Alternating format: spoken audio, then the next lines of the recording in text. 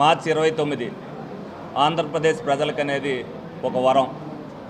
మరి ఈ రోజున ఏదైతే 1982 మార్చి 29వ తారీఖున కీర్తిశేషులు నందమూరి తారక రామారావు గారు పార్టీ పెడతానని చెప్పి ఏదైతే ఒక ప్రకటన చేశారో ఆ రోజు మరి ఆంధ్రప్రదేశ్ ప్రజానీకం అంతా కూడా ఎంతో ఉత్సాహంతో మరి నందమూరి తారక రామారావు గారు సినిమా ఫీల్డ్లో ఏ విధంగా అయితే నెంబర్ 1గా ఉన్నారో ఆంధ్రప్రదేశ్ రాష్ట్రాన్ని కూడా నెంబర్ 1గా తీసుకెళ్తారని ప్రజలందరూ కూడా ఏదైతే ఆ రోజున ఉత్సాహం చూపించారో వాళ్ళ నమ్మకాన్ని వమ్ము చేయకోకుండా మరి పార్టీని ఆ రోజున తెలుగుదేశం పార్టీగా స్థాపించి ఈ రోజున ఆంధ్రప్రదేశ్ అంటే ప్రపంచ చరిత్రలో ప్రపంచ పటంలో ఏ విధంగా తెలుగువారి గౌరవం ఆయన నిలబెట్టారనేది మనం అందరం కూడా చూసాం.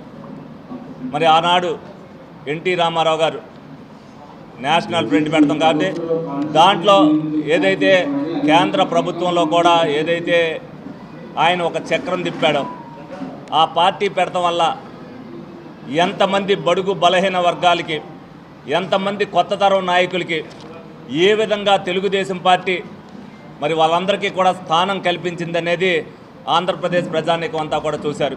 ఈ రోజున వాడవాడలా కూడా డివిజన్ వాజీ అవ్వచ్చు, విలేజ్ వారీ అవ్వచ్చు, టౌన్లో అవ్వచ్చు, కార్పొరేషన్లో అవ్వచ్చు, ఈ తెలుగుదేశం పార్టీ ఆవిర్భావ దినోత్సవాన్ని ఒక పండగగా చేసుకుంటున్నారు.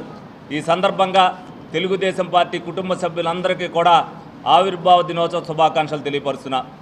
అలాగే గౌరవనీయులు ముఖ్యమంత్రి చంద్రబాబు నాయుడు గారు ఏదైతే ఆవిర్భావ దినోత్సవం, ఎందుకంటే 2019 నుంచి 24 వరకు కూడా ఎన్నో ఆటుపోట్లను తట్టుకుని మరి కార్యకర్తలందరూ కూడా ఎన్నో కేసులకి దేనికి కూడా వెనక్కి తగ్గకోకుండా 2024లో పార్టీ రావడానికి ప్రతి కార్యకర్త కూడా సైనికుడి కింద ఏ విధంగా అయితే కష్టపడ్డారో వాళ్ళందరికీ కూడా గుర్తించి డెఫినెట్గా వాళ్ళందరికీ కూడా స్థానం కల్పిస్తూ భవిష్యత్తులో ఇంకా స్థానం కల్పించవలసిన అవసరాలు ఉన్నాయని కూడా చెప్తూ ఈ రోజున పార్టీ ఆవిర్భావ దినోత్సవాన్ని ప్రతి జిల్లా హెడ్ క్వార్టర్లో అదేవిధంగా నియోజకవర్గాల్లో ఆయన స్వయంగా మరి 11:30 కాడి నుంచి కూడా ఆయన మాట్లాడతాం. అదే నారా లోకేష్ గారు కూడా కార్యకర్తలతో స్వయంగా మాట్లాడగటానికి కూడా అన్ని ఏర్పాట్లు కూడా చేయడం జరిగింది. ఈ సందర్భంగా ఏలూరు నియోజకవర్గంలో మరి జిల్లా ఆఫీసులో అందరూ కూడా జిల్లా కమిటీ సభ్యులందరితో పాటు ఏదైతే ఏలూరులో ఉన్న తెలుగుదేశం పార్టీ కుటుంబ సభ్యులు అందరం కలిపి ఈ ఆవిర్భావ దినోత్సవం సందర్భంగా అందరం కూడా ఇక్కడ సమావేశం జరగడం జరిగింది. అనేక విషయాలు అనేక మంది నాయకులు ఇక్కడ ప్రసంగిస్తారు ప్రతి ఒక్కరు కూడా. అదేవిధంగా ప్రతి ఒక్కరు కూడా ఈ కార్యక్రమంలో 11:30 కాడి నుంచి నారా చంద్రబాబు నాయుడు గారిది లోకేష్ గారిది కూడా ఏదైతే వాళ్ళ ప్రసంగాలు ఉన్నాయో అందులో కొంతమంది కార్యకర్తలను కూడా పిలవటం జరుగుతుంది. కాబట్టి అందరూ కూడా ఆ సమావేశం అయ్యేదాకా ఉండాల్సిందిగా మీ అందరినీ కూడా కోరుకుంటూ అదేవిధంగా మీ అందరికీ కూడా మరొక్కసారి తెలుగుదేశం పార్టీ పెడతాం అనేది ఆంధ్రప్రదేశ్ ప్రజలకు ఒక వరం అనేది ప్రతి కార్యకర్త కూడా ప్రజల్లోకి తీసుకెళ్ళాలి.